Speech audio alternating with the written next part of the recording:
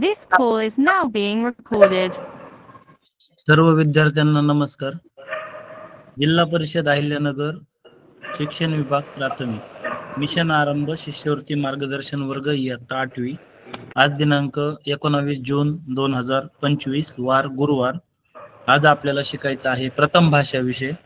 त्यातला घटक आहे वर्णविचार आणि आज आपल्याला मार्गदर्शन करणारे शिक्षक आहेत श्री विवेक शंकर मोरे सर, जिल्हा परिषद प्राथमिक शाळा धनगरवाडी, तालुका राहता, जिल्हा अहिल्यानगर. मी मोरे सरांना विनंती करतो की त्यांनी आपलं मार्गदर्शन सुरू करावं. मोरे सर. धन्यवाद सर. माझा आवाज येतोय का सर? ओके. हा, येतोय सर, व्यवस्थित येतोय. ओके, धन्यवाद सर. आपणा सर्वांचं स्वागत आहे. आपण गुणी विद्यार्थी आहात म्हणून आज आपण या क्लासमध्ये आहात. सर्वप्रथम आता जून महिना चालू आहे, तर जून महिन्यामध्ये आपण सर्वात पहिले जे घटक आहेत ते आपण बघत आहोत. आता सध्या जवळजवळ 20 दिवस होत आलेत आणि छानपैकी राहता तालुका हे आयोजन करतोय. आजच्या या पाठामध्ये आपण सर्वात पहिले मराठी भाषाचे जे कार्यात्मक व्याकरण हा जो एक घटक आहे, या घटकातील उपघटक वर्णविचार हा बघणार आहोत. वर्णविचार हा समजायला हा जो घटक आहे, हा उपघटक जो आहे अतिशय सोपा आणि याचा माझ्या मते जो भारांश आहे, हा भारांश एक प्रश्न निश्चित असतो आणि त्याला 2 गुण हे ठरवलेले असतात. म्हणून हा म्हणजे या घटकातील जो प्रश्न येणार आहे हा सोपा असणार आहे आणि जर याचा आपण योग्य रीतीने जर अभ्यास केलेला असेल तर तो आपल्याला छान प्रकारे सोडवता येणार आहे आणि तो हक्काचा आपला गुण असणार आहे. सर्वप्रथम जर वर्णविचार आपल्याला बघायचं असेल तर वर्णविचार म्हणजे काय असतं हे आपल्याला जाणून घेणं अत्यंत आवश्यक आहे. वर्णविचार हा जर बघितलं तर सगळ्यात पहिले कुठलाही वर्ण हा जो असतो तो एका भाषेद्वारे समजवण्याचा प्रयत्न केला जातो. तर एक भाषा काय असते ते आपण जाणून घेऊया. भाषा म्हणजे विचार, अनुभव, कल्पना व भावना व्यक्त करण्याचे साधन. जर आपल्याला आपल्या विचारांची देवाणघेवाण करायची असेल, आपल्या ज्या भावना आहेत त्या समजावून सांगायच्या असतील समोरच्या व्यक्तीला किंवा थर्ड पर्सनला, आपले अनुभव आणि कल्पना जर व्यक्त करायचे असतील कोणाला, तर त्यासाठी आपल्याला भाषा ही वापरायची असते. त्या भाषेला जर आपण डिराईव्ह केलं तर ती भाषा हा शब्द जो आहे हा भाष या संस्कृत धातूपासून आलेला असून त्याचा अर्थ बोलणे किंवा बोलण्याचा व्यवहार करणे असा होतो. मग त्यानंतर जर आपण बघितलं तर मराठी ही भाषा जी आहे ही देवनागरी लिपी यात लिहिली जाते आणि तिचा जो लिहिण्याचा प्रकार आहे तर तो आता जर समजा हे पेज आहे तर डावीकडून उजवीकडे आपण ही भाषा लिहित असतो. आपल्या जगामध्ये विविध भाषा आहेत तर त्या वेगवेगळ्या प्रकारे लिहिल्या जातात. तर मराठी ही देवनागरी लिपीत मोडली जाते आणि देवनागरी लिपी ही नेहमी डावीकडून उजवीकडे लिहिली जाते. देवनागरी लिपीमध्ये जर तुम्ही विचारलं तर कुठल्या कुठल्या भाषा येतात तर देवनागरी या लिपीमध्ये मराठी, हिंदी, गुजराती आणि संस्कृत अशा 4 भाषा येत असतात आणि ह्या सर्व भाषा ज्या आहेत या डावीकडून उजवीकडे लिहिल्या जातात. आता व्याकरण आपल्याला समजून घ्यायचंय. सर्वात प्रथम एक छोटा प्रश्न पडतो. देवनागरी लिपी ही एक आदर्श लिपी आहे. आदर्श लिपी म्हणजे काय असतं ते थोडक्यात तुम्हाला सांगतो. आदर्श लिपी म्हणजे ज्या लिपीचे प्रत्येक ध्वनी स्वतंत्र चिन्हाने किंवा स्वतंत्र वर्णाने दर्शविले जातात आणि त्या ध्वनींना एकापेक्षा जास्त वर्णांनी दर्शविले जात नाही अशा लिपीला आदर्श लिपी म्हणतात. जसं आता उदाहरण घ्यायचं झालं तर आपल्याकडे न, न, न हे असे 4 शब्द आहेत. पण जर आपण इंग्रजी बघायला गेलो तर तिथे बऱ्याच प्रकारे साम्य आढळतं आणि एकच अल्फाबेट आपल्याला तिथे ऐकू येतो. पण इथे आपल्याला देवनागरी लिपीमध्येच असं आहे की आपल्याला वेगवेगळ्या प्रकारचे जे अ, शब्द वर्ण म्हणता येतील ते वर्ण जे आहेत ते आपल्याला इथे बघायला मिळतात. आता आपण व्याकरण काय असतं ते बघूयात. अ, भाषेचे स्पष्टीकरण करणारे शास्त्र याला आपण व्याकरण म्हणतो. म्हणजे भाषेची जी देवाण-घेवाण आहे, भाषेचा जो व्यवहार आहे, तो व्यवस्थितरीत्या चालण्यासाठी काही नियम ठरवण्यात आलेले आहेत. तर त्या नियमांनाच आपण व्याकरण म्हणतो. भाषेचे स्पष्टीकरण करणारे शास्त्र असेही आपल्याला म्हणता येईल. भाषेचे स्पष्टीकरण करणारे शास्त्र. जर आपल्याला थोडक्यात जर आपल्याला मांडायचं असेल व्याकरण म्हणजे काय? तर ते भाषेचे स्पष्टीकरण करणारे शास्त्र असं आपण त्याला म्हणूयात. त्याचा शब्दशः अर्थ ही स्पष्टीकरणच आहे. व्याकरणाला शब्दानुशासन असे नाव महर्षी पतंजली यांनी दिलेलं आहे. व्याकरणाच्या अभ्यासाचे घटक जे आहेत तर ते आहेत वर्णविचार, शब्दविचार, वाक्यविचार.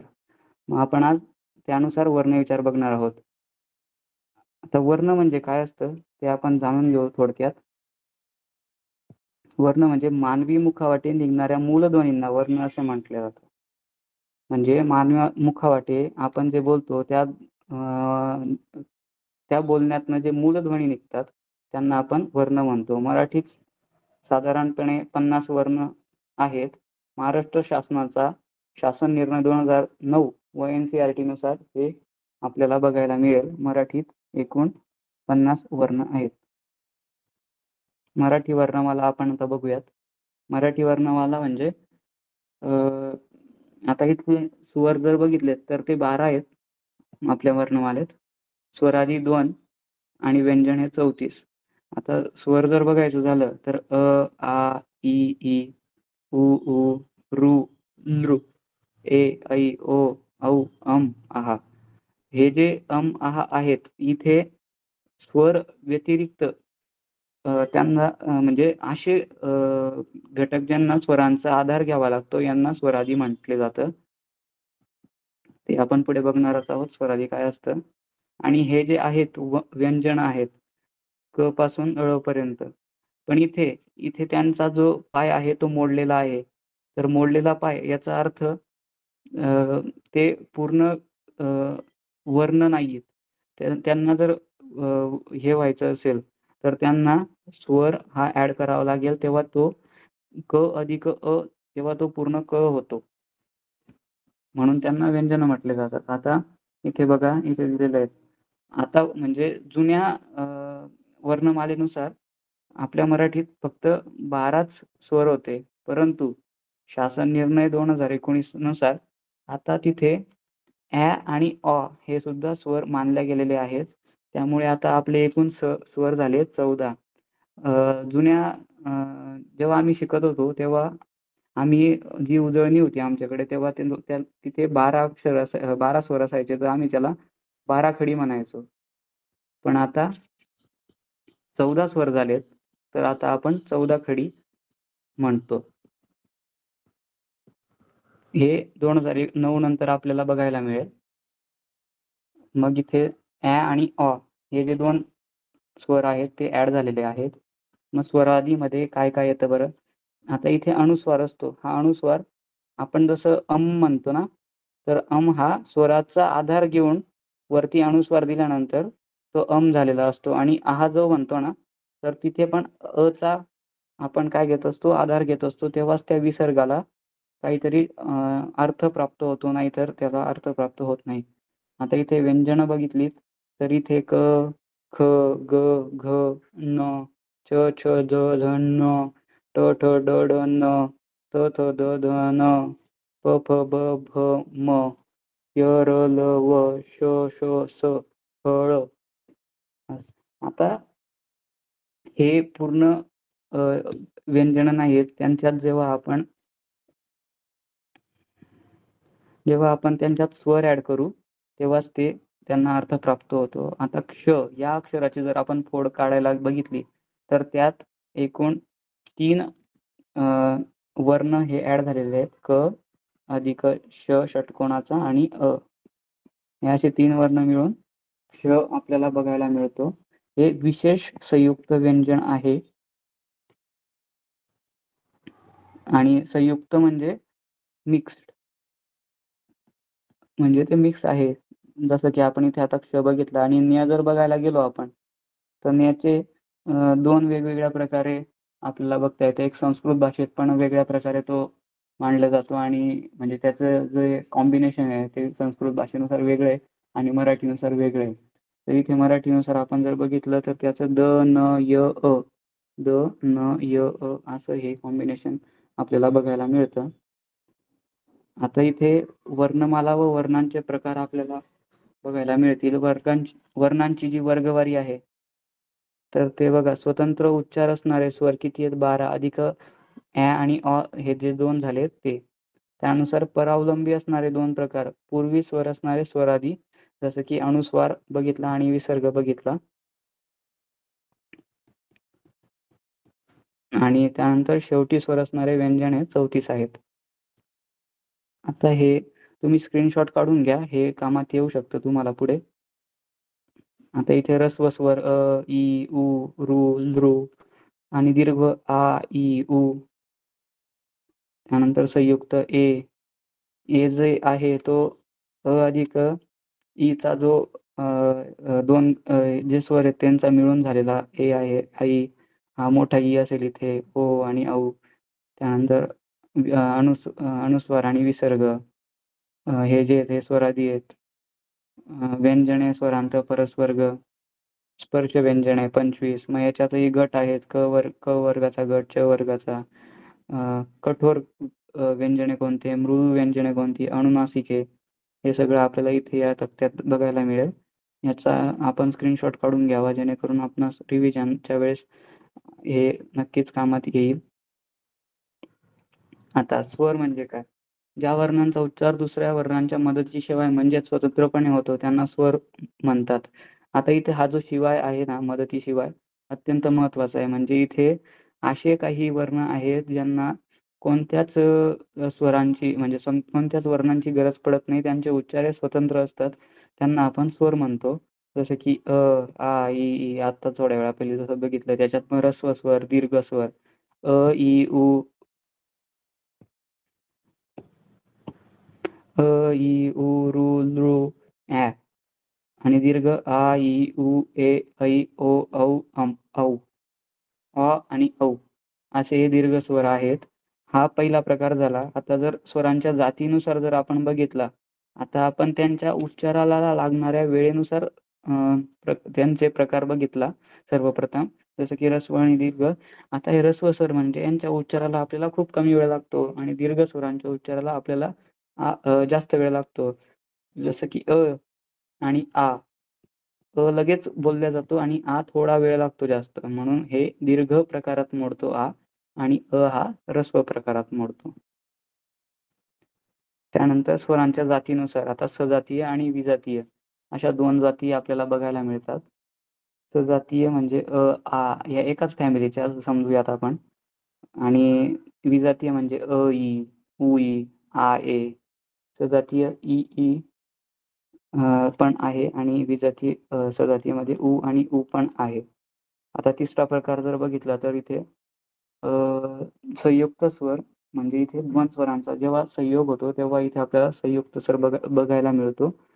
संयुक्त स्वरांमध्ये जर बघितला तर ए जेव्हा बघूया, ए म्हणजे काय आहे?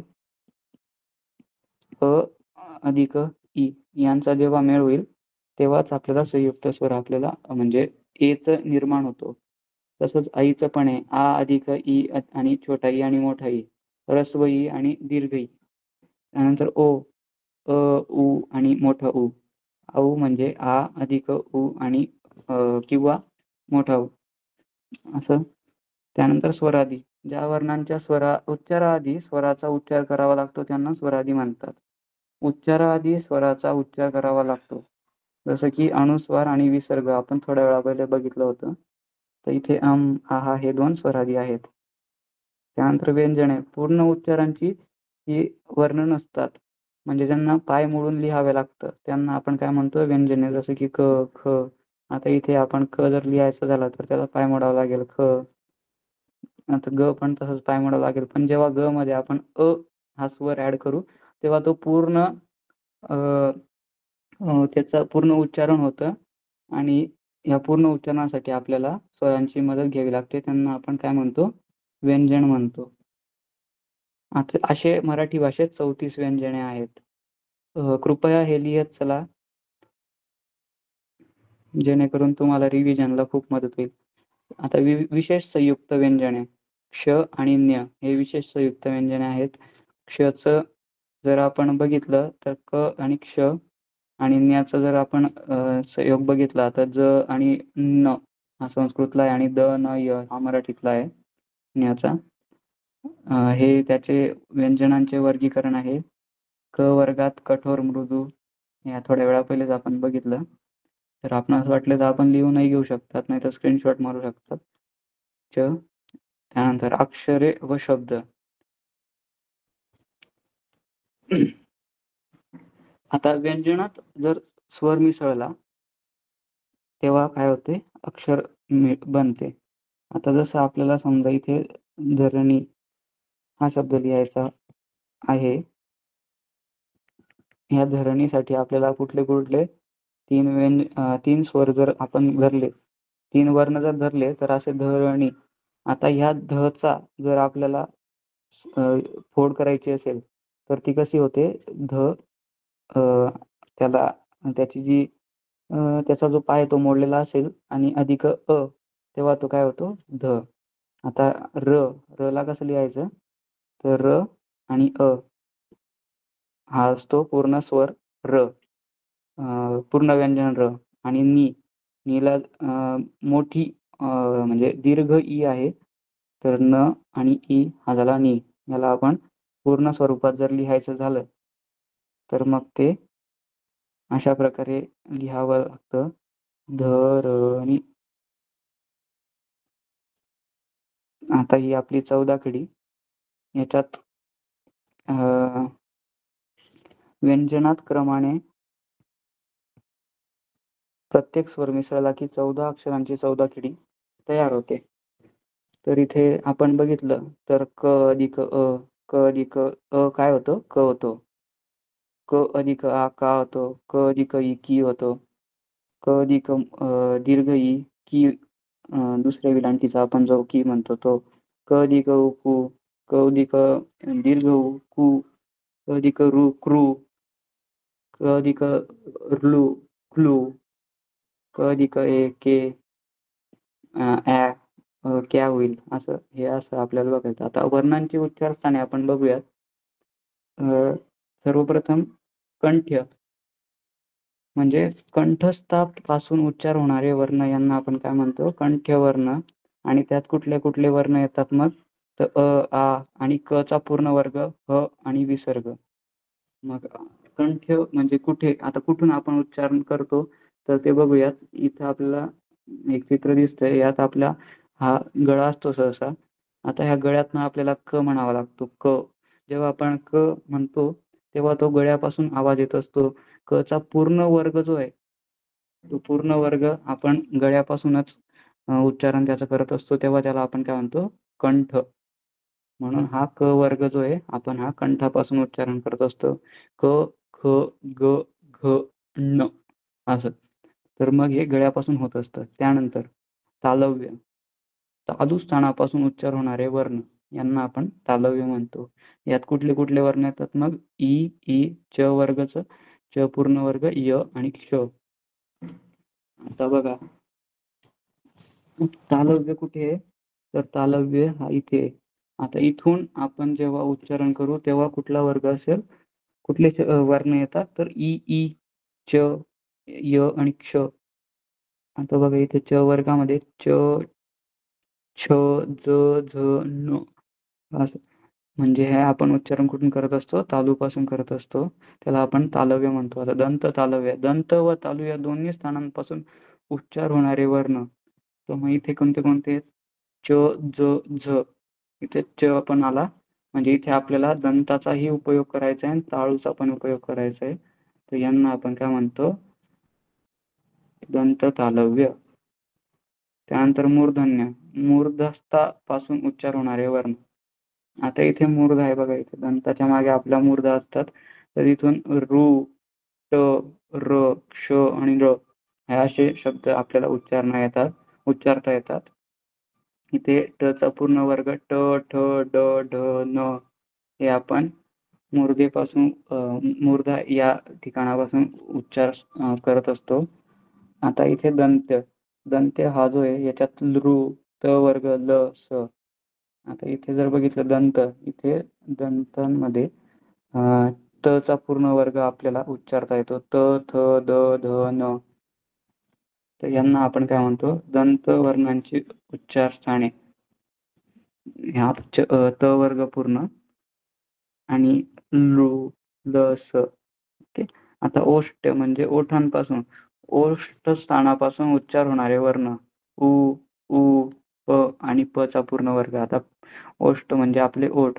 आपल्या ओठांपासून कुठले कुठले वर्ण आपल्याला उच्चारता येतात ते जर बघायचं झालं तर प, फ, ब, भ, म हे आपल्याला आपल्या ओठांपासून उच्चारता येतात.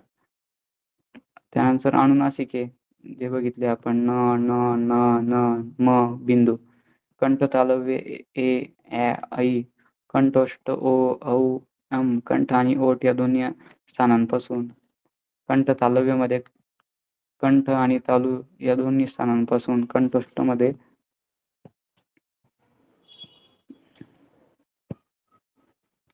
कंठ आणि ओठांपासून. इथे कंठ आणि तालु आणि दंतोष्ठमध्ये दंत व ओठ या ठिकाणांपासून आपण यांचं उच्चारण करत असतो. आता यांचे दोन प्रकारे उच्चारण केले जातात. ज, झ, झ या व्यंजनांचे उच्चार तालव्य व दंत तालव्य अशा दोन्ही प्रकारे होतात. त्यांची काही उदाहरणं पुढे दिली आहेत. जसं की तालव्यापासून चपळ, जग, जेला. इथे य म्हणजे तालव्य उच्चारत असताना आता च नाही म्हणत, चपळ म्हणतो आपण. जग, जेला. इथे यचा आपल्याला भास होतो, म्हणून जसे चपळ, जग, जेल्या असं इथे आपल्याला तालव्याचा उपयोग करावा लागतो. दंत तालव्य इथे चमचा, जमाव, झाड अशा प्रकारे आपण यांचं इथे उच्चारण करत असतो. आता जोडाक्षर. जोडाक्षरांवरती PYQ पण आलेला आहे. 2018-19ला प्रश्न विचारला गेलेला आहे. तर जोडाक्षरांमध्ये संयुक्त व्यंजने येतात. एका व्यंजनात दुसरे व्यंजन मिसळले की संयुक्त व्यंजन होते. जसं की स आणि त. इथे आतापर्यंत इथे स्वर ऍड झालेला नाही, म्हणून इथला पण पाय आपण मोडून ठेवलेला आहे. पण जेव्हा इथं स्वर ऍड होईल तेव्हा तो पूर्ण व्यंजन होईल. म्हणून एका व्यंजनात जेव्हा जोपर्यंत दुसरे व्यंजन मिळवले जाते तेव्हा ते संयुक्त व्यंजन होते. जसं की ते स आणि त हे वेगवेगळे व्यंजन आहेत आणि ते एकत्र जेव्हा आपण मिळवू तेव्हा आपल्याला हे संयुक्त व्यंजन मिळत असतं. त्यानंतर जोडाक्षर. संयुक्त व्यंजनात स्वर मिसळला की जोडाक्षर होते. संयुक्त व्यंजनात स्वर मिसळला की. जसं की हे एक व्यंजन होतं, हे एक व्यंजन आणि इथे काय आला? स्वर. म्हणजे आतापर्यंत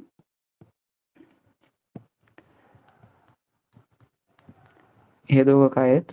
हे आहेत व्यंजने. आणि हा काय आहे? हा आहे स्वर. म्हणजे संयुक्त व्यंजनात स्वर मिसळला की जोडाक्षर होते. म्हणजे जर व्यंजन अधिक स्वर होत असेल तर तेव्हा आपण काय समजूयात की तेव्हा जोडाक्षर फॉर्म होईल. म्हणजे तेव्हा जोडाक्षराची निर्मिती होईल. बोलताना ज्या क्रमाने व्यंजनांचा उच्चार होतो त्याच क्रमाने त्यांचे लेखन झाले पाहिजे. आता हे मराठी व्याकरणाचे नियम आहेत. ज्या प्रकारे आपण बोलतो त्याच प्रकारे त्यांचं लिखाणही झालं पाहिजे. तेव्हाच ते शुद्ध लिखाण आपण म्हणूया. आता जसं की लुब्ध हा एक शब्द आहे आपल्यासमोर. लुब्ध आपण बोलत असताना लूच्या उच्चारानंतर प्रथम ब व मग ध यांचा लेखन करायचे असते. म्हणजे ल त्याला पहिला उकार लू आणि मग ब नाहीतर मग लुद्भ असं होईल जर आपण चुकीचं उच्चारण केलं तर. नाही तर मग लुब्ध हे योग्य उच्चारण आहे म्हणून असं पहिले ब लिहावं लागेल आणि मग ध लिहावं लागेल म्हणून हे लुब्ध. त्यानंतर वर्णरचना. एक छोटीशी ऍक्टिव्हिटी पण करणार आहोत आपण आता. संक्षिप्त हे इथे एक उदाहरण दाखवलंय मी. त्यानंतर मग मी तुम्हाला स्वतः वहीत लिहायला लावणार आहे. संक्षिप्त मध्ये बघा इथे काय केलेलं आहे की त्याचे जे फोड आहे ती आपल्याला इथे दर्शवलेली आहे. संक्षिप्त मध्ये बघा स हे व्यंजन, मग अ स्वर, मग अनुस्वार, मग क, क्ष, मग ई म्हणजे हा झाला क्षी आणि प त अ मग हा झाला त. संक्षिप्त याची झाली वर्णरचना अशी. आता स्वातंत्र्य याची वर्णरचना तुम्ही करण्याचा प्रयत्न करायचा आहे वहीमध्ये.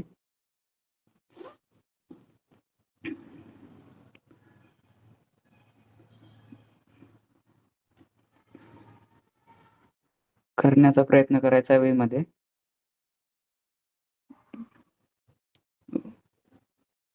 आता बघूया आपण त्याचं कशा प्रकारे इथे वर्णरचना आहे. स्वातंत्र्याची वर्णरचना आहे स अधिक व आणि मग आ स्वर. इथे आतापर्यंत व्यंजन होते मग स्वर आला, मग यांचं पूर्ण झालंय स्वा. त्यानंतर त आणि अ इथे त, त्यानंतर अ हा झाला त. नंतर मग आला अनुस्वार म्हणजे स्वातन. मग आता त र य अ त्र असं होईल त्याचं मग स्वातंत्र्य. बघा आपला हा पूर्ण शब्द होतोय मग स्वातंत्र्य. ठीक आहे. अशा प्रकारे आपल्याला ही वर्णरचना करायची आहे, शब्दफोड करायची आहे. असं परीक्षेत मागे विचारलं गेलेलं आहे. त्यामुळे आपल्याला याची प्रॅक्टिस करणं खूप गरजेचं आहे. आता तिसरा शब्द आहे पित्राज्ञा. बघायचंय आपण करून वहीमध्ये. चुकलं तर चुकू द्या पण प्रयत्न करा सोडवण्याचा. पित्राज्ञा.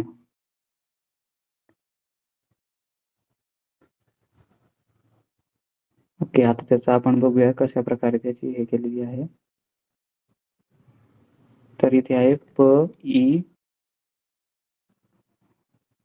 मग हा झाला पी, मग अधिक त र आ, मग हा झाला त्रा आणि द न य आ अधिक हा झाला ज्ञा. याला आपण काय म्हणतो पित्राज्ञा. ओके. आता श्रीकृष्ण. श्रीकृष्ण शब्दाचं आपल्याला काय करायचं आहे, वर्णानुसार त्याची वर्णरचना करायची आहे.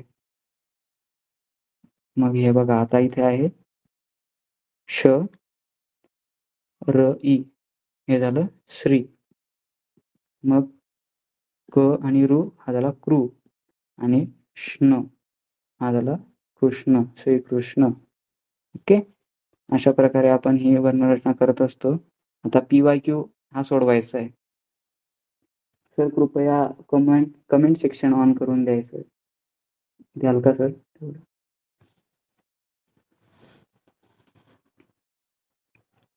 आता आपण इथे कॉमेंट्स करायच्या आहेत उत्तराच्या.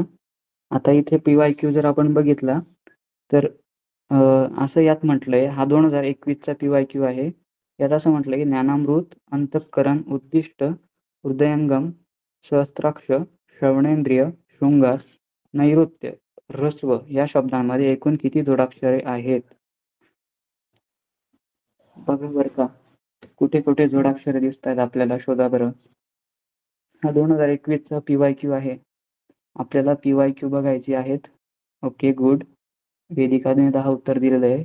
Very good. ओके. बघूयात अजून कोण कोण उत्तर देत आहे. ऑप्शन 2 आलंय वृंदाकडनं. नितीन. ओके 10 एक 20 पण आलंय उत्तर. 20 पर्यायच नाही, कृपया पर्याय बघून उत्तर द्यायचंय. Okay okay 13 10. Okay good. छान रिस्पॉन्स देत आहेत तुम्ही, असाच रिस्पॉन्स द्या. ओके पर्याय क्रमांक 2. Very good. छान. ओके छान छान. बऱ्याच जणांनी 10 उत्तर दिलंय. आता आपण त्याचं उत्तर बघणार आहोत. बघा आता यात या सर्वात प्रथम आपण जर ज्ञानामृत हा शब्द बघितला तर यात ज्ञा जो आहे हा एक फक्त ज्ञ अधिक आ असा बनलेला नाहीये. हा ज्ञ सुद्धा काय आहे, त्याचे फोड होतात. जसं की आपण आता थोड्या वेळा पहिले बघितलं. ज्ञची फोड काय झालेली होती, द न य आ म्हणून हा स्वतंत्र हे नाहीये, तर तो जोडाक्षर आहे. मग हा झाला ज्ञा पहिला, हा एक जोडाक्षर. त्यानंतर अंतःकरणामध्ये तर जोडाक्षर काही एवढं दिसत नाहीये. मग आता इथं उद्दिष्ट, उद्दिष्टामध्ये दी पण जोडाक्षर आहे आणि ष्ट पण जोडाक्षर आहे. त्यानंतर हृदयंगम मध्ये पण जोडाक्षर दिसत नाही. मग सहस्त्राक्ष, स्त्रामध्ये स अधिक म्हणजे त्रामध्ये काय मग त अधिक र आणि मग आ, म्हणजे हे पण काय झालंय, इथे व्यंजन आहेत बघा. इथे काय आलीत, इथे आलीत ही व्यंजन आहेत. मग आलाय स्वर, म्हणजे याचा अर्थ काय झालाय, इथे जोडाक्षरांचं फॉर्मेशन झालं. हे काय आहे, जोडाक्षरांचं फॉर्मेशन झालेलं आहे. म्हणून इथे हा स्त्रा सुद्धा काय आहे, जोडाक्षरांमध्ये आलेला आहे. आता इथे क्ष, आपण क्ष बघितला होता. क्ष हा वेगवेगळ्या 2 व्यंजन आणि 1 स्वरापासून बनलेला असतो. म्हणून हा श सुद्धा काय आहे, की हा सुद्धा एक जोडाक्षर आहे. मग श्रवणेंद्रिय, श्रवणेंमध्ये श्रवण हे आलेलं आहे. श्रवण हा जोडाक्षर आहे. मग द्री हा पण काय आहे, जोडाक्षर आहे. मग शृंगारमध्ये जोडाक्षर दिसत नाहीये. मग नैऋत्य, त्यामध्ये तो य आणि मग अ, म्हणून हा नैऋत्य असा झालेला आहे. आणि रस्व, रस्व मध्ये काय झालंय, की हा र पण र ह आणि अ असा र आणि मग स्व, स अधिक व आणि मग अ असं झालेलं आहे रस्व. ओके, म्हणून हे आपण जर बघितलं, आता जर मोजायला घेतले तर आपल्याला किती जोडाक्षर दिसतील. ज्ञा, दी, ष्ट, 1 2 3 4 5 6 7 8 9 आणि 10. एकूण आपल्याला किती जोडाक्षर मिळाली आहेत, 10. गुड. बऱ्याच जणांनी योग्य उत्तर आणि अपेक्षित उत्तर दिलेलं आहे, त्यासाठी त्यांचं अभिनंदन. आता 2020 चा प्रश्न आपण सोडवणार आहोत. पुढे दिलेल्या किती शब्दांची सुरुवात तालव्य वर्णाने झालेली आहे. आता तालव्य म्हणजे आपण आताच थोड्या वेळापूर्वी बघितलं होतं. बघा मग वाचा. चक्कर, जाळी, चक्र, त्यानंतर 40, चलन, चंद्र, जरायुष, जलमार्ग, झरोका, झालर आणि चकवा असे शब्द आहेत. यांची सुरुवात तालव्यापासून, म्हणजे किती शब्दांची सुरुवात तालव्य वर्णाने झालेली आहे. आता तालव्य वर्ण आपण मी पुन्हा दाखवतो एकदा. तालव्य वर्ण काय असतात बघा. तालव्य वर्ण म्हणजे काय, तालु स्थानापासून उच्चार होणारे वर्ण हे असतात तालव्य वर्ण. आता इथे तालु स्थान कोणतं आहे, मग हे आहे तालु स्थान आणि त्यांचा कोणता वर्ग होतोय, च वर्ग आणि अधिक ई ई य आणि श आणि च वर्ग. आता बघा बरं, इथे एकदम सोपं झालेलं आहे. आपण PYQ सोडवत आहोत, याचं महत्व खूप जास्त आहे. बघा आता आता मी जे वर्ण सांगितले त्यातनं कुठले कुठले शब्द तुम्हाला वाटतात की ते असू शकतात तालव्य वर्णाचे. ओके, बरेच जण 8 उत्तर देत आहेत. Okay okay, very good very good. आता आपण याचं उत्तर बघूयात. ओके, बघा आता इथे च जिथे जिथे असेल तिथे काय होईल, तो तालव्य वर्णाने सुरुवात झालेला आहे असं आपण गृहीत धरायचं. जेणेकरून काय होईल, मग आपल्याला तालव्य वर्णाचे आपल्याला शब्द किती आहेत ते कळू शकतील. 1 2 3 4 5 त्यानंतर अजून आहे का 6. पण हा इथे चकवामध्ये य ॲड झालाय का? नाही. त्यामुळे हा चकवा हा शब्द आपण इथे तालव्य वर्णात घेत नाही. जर तिथे य ॲड झाला असता तर आपण तो तालव्य वर्णात घेतला असता. ओके, मग बघा आता चक्कर, चक्र, 40, चलन, चंद्र, आता इथे जो आहे, आता जरायुष नाही म्हणत, जरायुज नाही म्हणत आपण इथं जरायुज म्हणतो. म्हणजे ज अधिक य. ओके. य म्हणजे य अधिक अ म्हणजे हा झाला तालव्य वर्ण जरायुज. त्यानंतर जलमार्ग नाही म्हणत आपण जलमार्ग म्हणतो, जलमार्ग. इथे पुन्हा जची जी फोड आहे ती ज य आणि अ म्हणजे हा झाला जलमार्ग. आणि मग इथे आता इथे झरोका म्हणतो आपण, झरोका नाही म्हणत. आणि इथे झालर म्हणतो, झालर कधीच म्हणत नाही. त्याच्यामुळे झा जर बघितला तर इथं झ्याचं फॉर्मेशन जे होईल ते कसं होईल, झ य आणि आ म्हणजे काय झालं हे झा. ओके, म्हणून हा काय झाला, हा झाला तालव्य. ओके, म्हणून किती झालेत मग हे शब्द? हा 1 2 3 4 5 6 7 आणि 8. Very good. बऱ्याच विद्यार्थ्यांनी 8 उत्तर दिलं होतं, त्यामुळे पर्याय क्रमांक 1 हे उत्तर बरोबर आहे. आता जर आपण इथून बघायला गेलो तर थोडे काही सराव आपण प्रश्न घेणार आहोत. मुखातून निघणाऱ्या मूळ ध्वनीला काय म्हणतात? आता याचं उत्तर द्यायचंय सर्वांनी. आपण थोड्या वेळा पहिलेच बघितलंय सगळं. Okay okay, very good. बरेच जण योग्य उत्तर आणि बरोबर उत्तर देत आहेत. छान. ओके,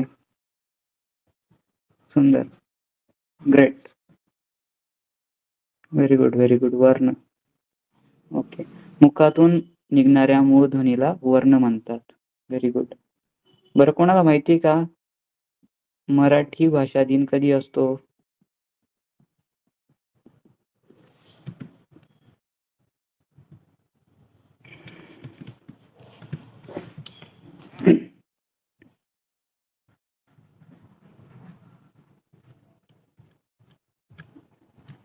व्हेरी गुड, उत्तर येत आहेत. व्हेरी गुड, छान. 28 फेब्रुवारी नाही, मराठी भाषा दिन हा 27 फेब्रुवारीला असतो. आपल्याला माहिती पाहिजे. ओके, त्यानंतर विवेक सिंधू आणि परमामृत हे ग्रंथ कोणी लिहिले? तर हे ग्रंथ आद्यकवी मुकुंदराज यांनी लिहिले आहेत. श्री ज्ञानेश्वरी आणि अमृतानुभव हे ग्रंथ कोणी लिहिले? ज्ञानेश्वरी अधिक अमृतानुभव कोणी लिहिले?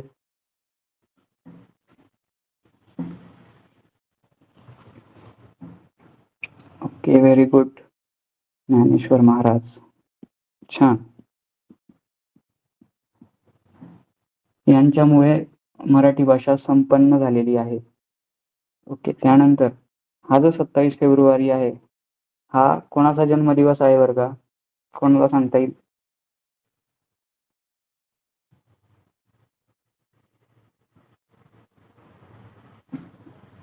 कुसुमाग्रज. गुड. कुसुमाग्रजांचं काय नाव होतं? कोणाला सांगता येईल? कुसुमाग्रज लिहितो मी. त्यांचं काय नाव होतं? कुसुमाग्रजांचं नाव लिहा बरं कमेंट्स मध्ये, बघूयात कोणाकोणाला येतंय. तो पण नाव माहिती असणं खूप गरजेचं आहे. Very good very good.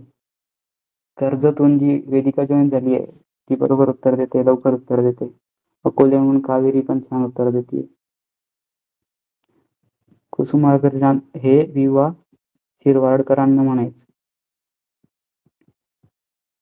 Okay. यांच्यामुळे हे मराठी साहित्यातील खूप ख्यातनाम नाव आहे, त्यामुळे हे माहिती असायला पाहिजे. चला आता दुसऱ्या प्रश्नाकडे वळूयात. मराठी भाषेत एकूण किती मूळ वर्ण आहेत? छान. विष्णू वामन शिरवाडकर, अकोल्याची पायल योग्य उत्तर देते अजून. ओके, 50. Very good. छान उत्तर देत आहेत. खूप छान फटाफट उत्तर देत आहेत तुम्ही. पर्याय क्रमांक 4ही म्हणतायत आणि 50ही म्हणतायत. Very good. म्हणजे मराठी भाषेत एकूण मूळ वर्ण संख्या आहेत 50.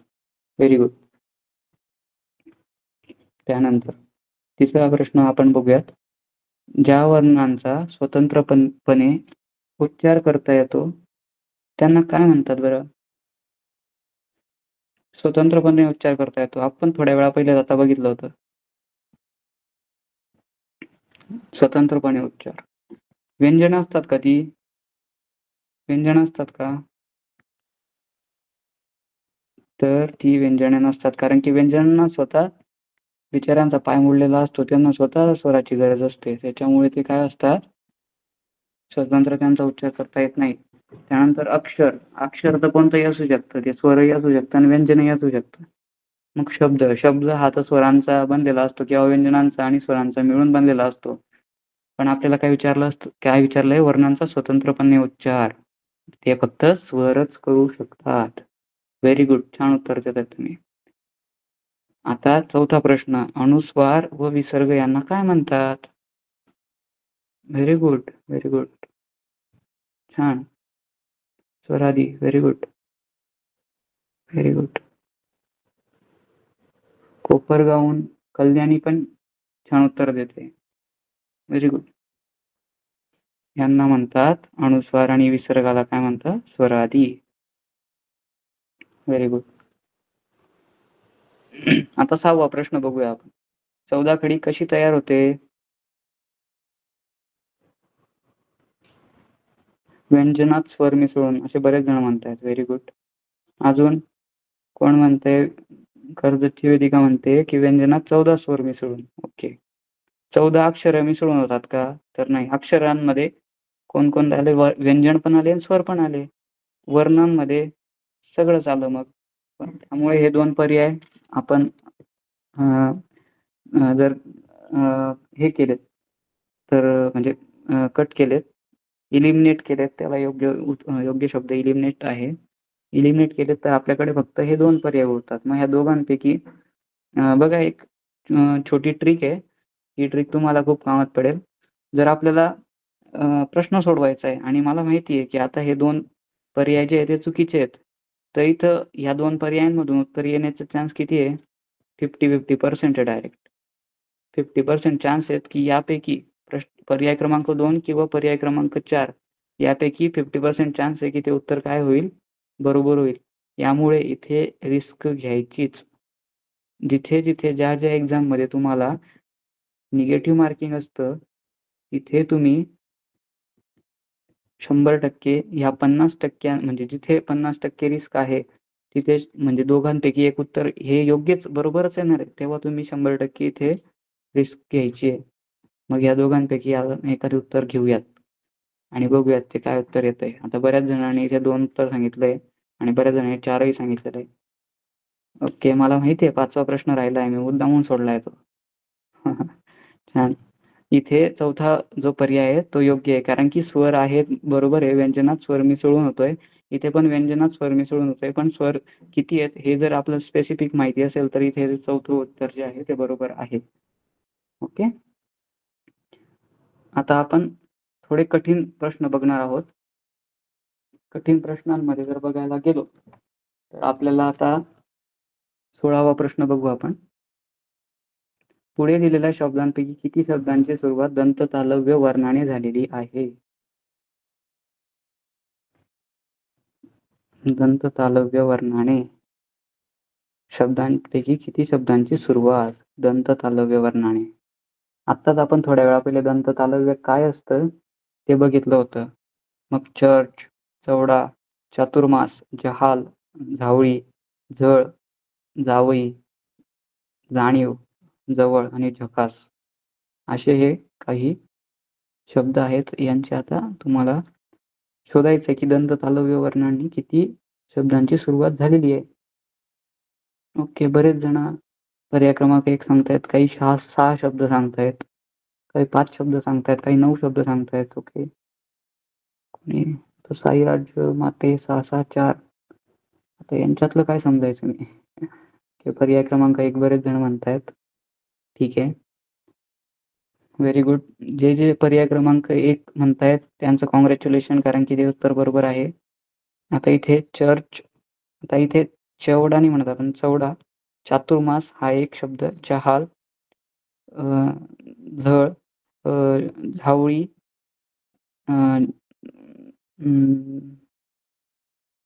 झकास हे असे 5 झाले. आणि एक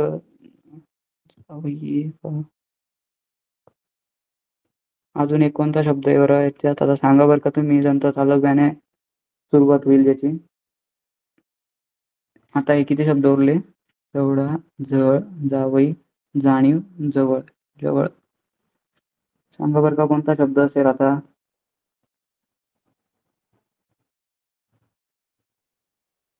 टाईप करून सांगा बरं का, बघूयात कोणता शब्द असू शकतो दंत तालव्यापासून. सांगा, थोडा ट्रिकी क्वेश्चन आहे. Okay,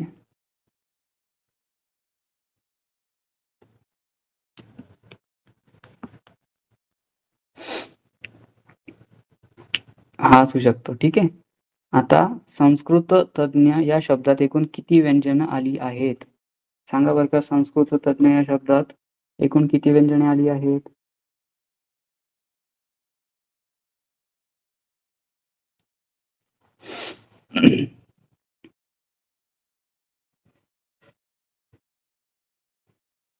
okay, 9.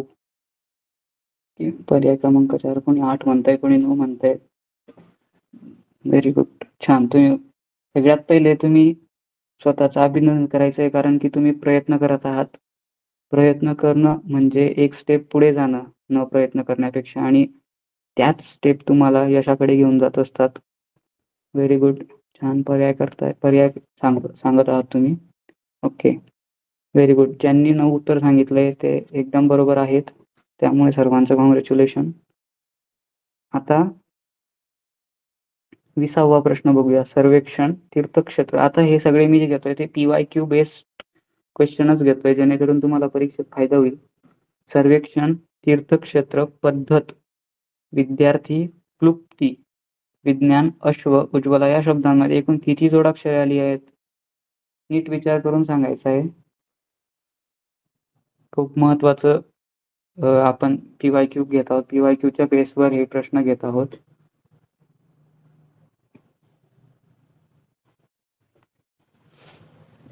या शब्दांमध्ये किती जोडाक्षरे आहेत बरं का? सर्वेक्षण, तीर्थक्षेत्र, पद्धत, विद्यार्थी, क्लुप्ती, विज्ञान, अश्व, उज्ज्वला.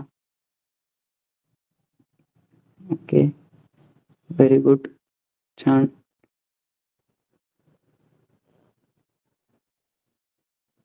व्हेरी गुड, 12 उत्तर येत आहे.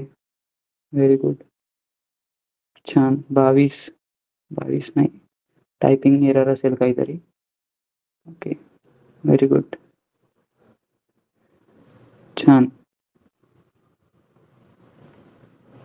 ओके, बरेच उत्तर बरोबर आलेली आहेत आणि याचे उत्तर आहे 12. ठीक आहे, आता हा प्रश्न बघूयात. प्रश्न क्रमांक 3. पुढील प्रश्नांची 2 उत्तरे योग्य आहेत, म्हणून 2 उत्तरांच्या पर्याय क्रमांकांची वर्तुळं रंगवायची आपल्याला.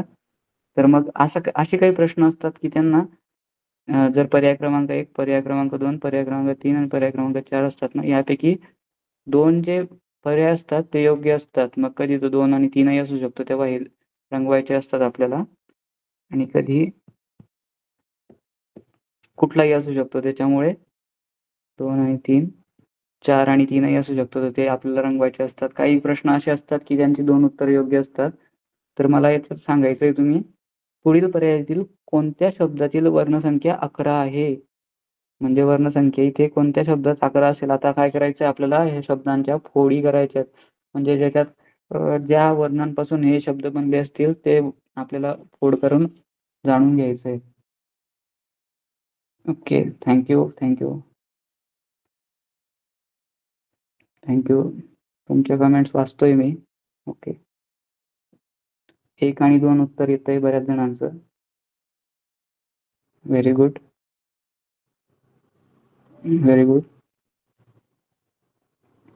छान. गुड. Very good. ब्रह्मचर्य, ज्ञानवृद्धी, अक्षरज्ञान आणि सर्वश्रुत असे 4 शब्द आपल्या समोर होते. आता जेव्हा आपण ह्या शब्दांची फोड करतो तेव्हा आपल्याला माहिती पडतं की किती अक्षर आहे आणि तुम्हाला हे एक्झाममध्ये इन रिअल टाइम एक्झाम तुम्हाला हे सोडवायचं आहे. जेणेकरून तुम्हाला काय होईल, माहिती पडेल की किती इथे शब्द आहेत. मग यात ब्रह्मचर्य आणि जो ज्ञानवृत्ती, अक्षरज्ञान आणि सर्वश्रुत हे 4 जे ऑप्शन आहेत यापैकी ब्रह्मचर्य आणि ज्ञानवृत्ती हे जे 2 शब्द आहेत ना, या शब्दांमध्ये काय आहेत, 11 लेटर्स किंवा अक्षर आहेत. म्हणजे वर्ण, माफ करा, वर्ण 11 हे वर्ण आहेत. ठीक आहे. ओके, अजून बरेच प्रश्न आहेत जे आपल्याला प्रॅक्टिस करायचे होते पण वेळेअभावी आपल्याला ते काय करता येणार नाहीत आता.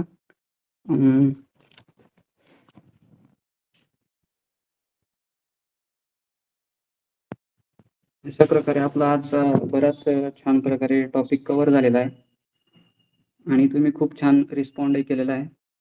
त्याबद्दल तुमचं अभिनंदन.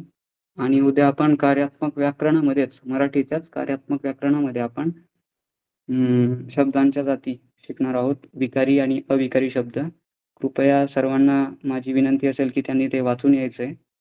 ओके, ठीक आहे. आपण आजचा क्लास इथेच थांबूयात. Okay, thank you.